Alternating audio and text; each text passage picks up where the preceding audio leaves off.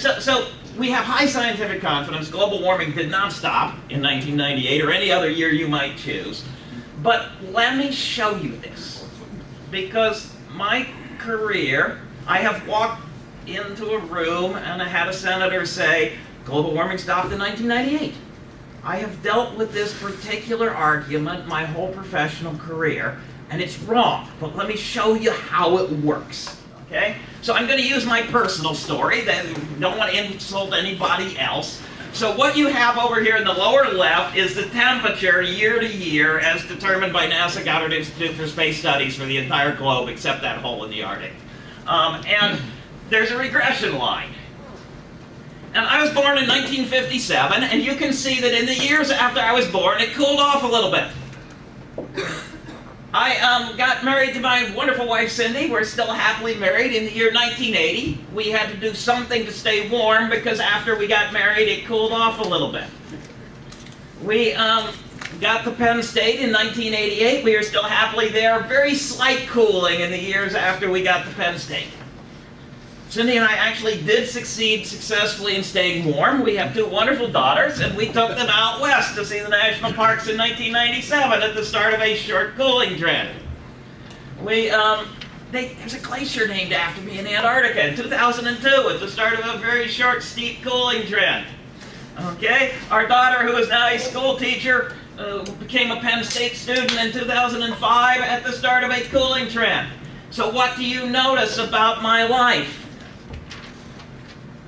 It has been getting warmer my entire life. We have elected officials who are making policy based on the argument that global warming stopped. It's real easy. CO2 makes it warmer, the sun gets brighter and dimmer, the volcanoes block it and they don't, and so climate is ups and downs of suns, ups and downs of volcanoes, ups and ups of CO2. You add those together and what do you get? 2 steps up and 1 step down and 2 steps up and 1 step down. And so what happens? The year you set a new record, people quiet down, and the next year they say, oh look, global warming stopped. And they've been doing this my entire career, and they are making policy. So, and it's not just this, right? If you take thermometers and you analyze them by the Japanese or by the British or whoever, they show warming. If you throw away the thermometers in the city and only use the ones in the country, they show warming. If you use the ones in the ground, they show warming. If you use the ones in the ocean, they show warming. If you use the ones taken up on balloons, they show warming. If you use the ones looking down from space, they show warming.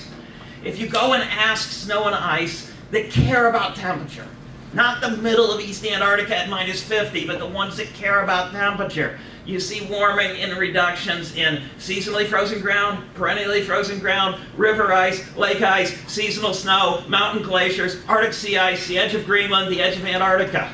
You look across enough areas, this is the mountain glaciers. They did grow a little bit in Norway before they shrank, but all these others are showing shrinking. I live in a different plant hardiness zone than when I moved to Penn State because the plants are changing as well. Okay?